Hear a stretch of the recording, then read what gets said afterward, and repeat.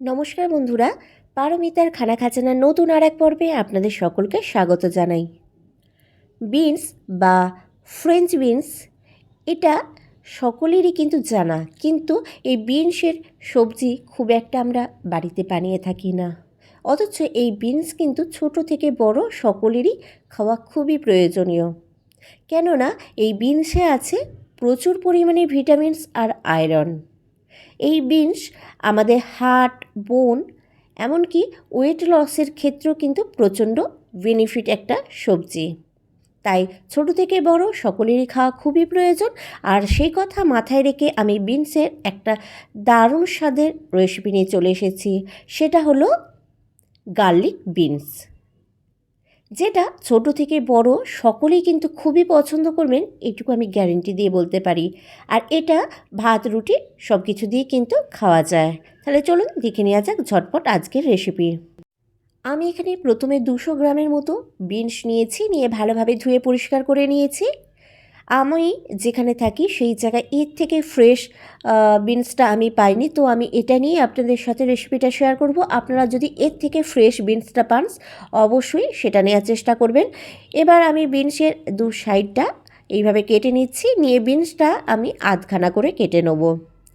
আপনারা চাইলে কিন্তু গোটা গোটা বিনস দিয়েও কিন্তু এই রেসিপিটা ট্রাই করতে পারেন।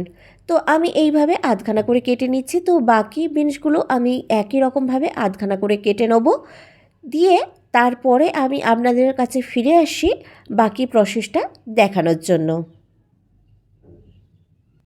তো সব সবজি কেটে নেওয়ার পর আমি এখানে একটা কড়াইয়েতে কিছুটা পরিমাণ জল গরম করতে দিয়ে দিলাম। জলটা বেশ ভালো রকমভাবে গরম হয়ে যেতে আমি এর মধ্যে অ্যাড করে দিচ্ছি সামান্য পরিমাণে নুন। আমি এখানে প্রায় হাফ টিস্পুনের মতো নুন দিয়েছি। নুনটা দিয়ে আমি ভালোভাবে খুন্তির সাহায্যে জলের সাথে একটু নাড়াচাড়া করে মিশিয়ে দিলাম। এবার আমি এর মধ্যে অ্যাড করে দেবো আগে থেকে কেটে রাখা বিনসগুলো। দিয়ে আমি বিনসগুলো মিডিয়াম টু লো ফ্লেমে 5 থেকে 6 মিনিটের জন্য একটু ভাপিয়ে নেব বা সেদ্ধ করে নেব। বিনসগুলো খুব একটা বেশি সেদ্ধ করার প্রয়োজন হবে না, হালকা করে ভাপিয়ে নিলেই কিন্তু হবে। তো আমি 5 থেকে 6 মিনিট চাপা দিয়ে এটা মিডিয়াম টু লো ফ্লেমে ভাপিয়ে নেব।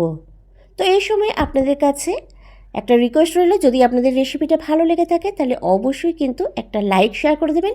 আর আমার চ্যানেলে আপনি নতুন বন্ধু হয়ে থাকলে চ্যানেলটা অবশ্যই সাবস্ক্রাইব করে রেখে পাশে থাকা বেল আইকনটা প্রেস করে রাখবেন, তাতে আমি যখনই কোনো ভালো ভালো ভিডিও আপলোড করব সবার আগে নোটিফিকেশন আপনার কাছে পৌঁছে যাবে। তো দেখুন বিনসগুলো কিন্তু ভালোভাবে সেদ্ধ হয়ে গেছে। এবার আমি বিনসগুলো জল থেকে ছেঁকে নেব। তো আমি বিনসগুলো ছেঁকে নিয়ে কড়াইটা ধুয়ে নিয়ে আবারও গরম করতে বসিয়ে দিয়ে এর মধ্যে দিয়ে দিলাম 1 টিস্পুনের মতো রিফাইন্ড অয়েল। আপনারা চাইলে অলিভ অয়েলেরও এখানে ব্যবহার করতে পারেন। তো আমি এখানে নিয়েছি রসুন কুচি।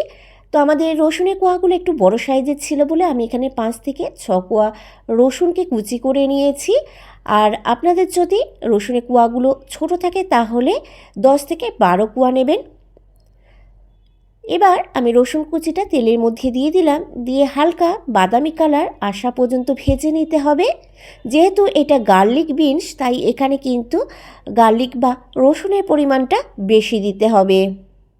তো দেখুন কালারটা যখন হালকা বাদামি এসে গেছে, আমি জল থেকে যে বিনসটা ছেঁকে রেখেছিলাম সেটা তেলের মধ্যে দিয়ে দিলাম। দিয়ে বিনসটা আমি খুব ভালোভাবে নাড়াচাড়া করে 1-2 মিনিটের মতো ভেজে নেব।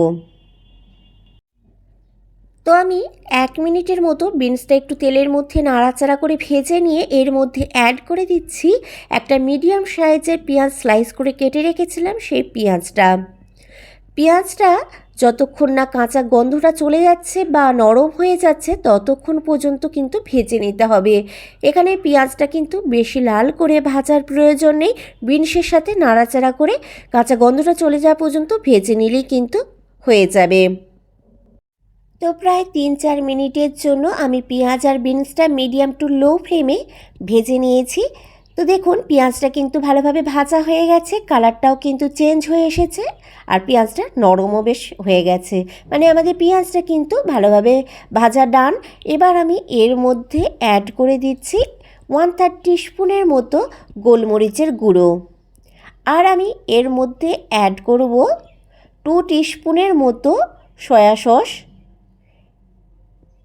এবার এই গোলমরিচের গুঁড়ো আর সয়া সসটা আমি ভালোভাবে নাড়াচাড়া করে বিনসের সাথে মিশিয়ে নেব। এইভাবে গার্লিক বিনসটা বানিয়ে অবশ্যই দেখবেন, আপনাদেরও কিন্তু দারুণ লাগবে। ছোট থেকে বড় সকলেই কিন্তু এটা কাড়াকাড়ি করে খাবে, এটুকু আমার গ্যারান্টি রইল। কেননা আমি যতটা সম্ভব খুব সিম্পলভাবে আর টেস্টি খাবারের রেসিপিগুলোই আপনাদের সাথে শেয়ার করার চেষ্টা করি। এবার এর মধ্যে আমি দিয়ে দিলাম স্বাদ মতো নুন আর 1 চিমটি চিনি। চিনিটা অবশ্যই অপশনাল, আর নুনটা অবশ্যই খেয়াল রাখবেন, কেননা সয়া সসেও নুন থাকে, আর আমরা সেদ্ধ করার সময় বিনসটাতেও নুন দিয়েছিলাম, তাই নুনটা সেই বুঝে অ্যাড করতে হবে। তো এবার নুন চিনিটা দিয়ে আমি ভালোভাবে বিনসের সাথে নাড়াচাড়া করে মিশিয়ে নিয়ে কিছুক্ষণ কষিয়ে নিলাম, দিয়ে আমি গ্যাসের ফ্লেম বন্ধ করে দিলাম। গার্লিক বিনস আমি গরম গরম পরিবেশন করে দিয়েছি। তো রেসিপিটা আপনাদের কেমন লাগলো অবশ্যই কিন্তু নিচে কমেন্ট বক্সে কমেন্ট করে জানাতে ভুলবেন না। আর ভালো লেগে থাকলে অবশ্যই কিন্তু একটা লাইক শেয়ার করে দেবেন। আর আপনারা কী ধরনের রেসিপি আরও দেখতে চান অবশ্যই আমাকে কিন্তু কমেন্ট করে জানাতে ভুলবেন না, তাহলে আমি পরের ভিডিওগুলো সেই রেসিপিগুলো আনারই চেষ্টা করব। তো আশা করছি আপনাদের এই রেসিপিটা ভালো লেগেছে।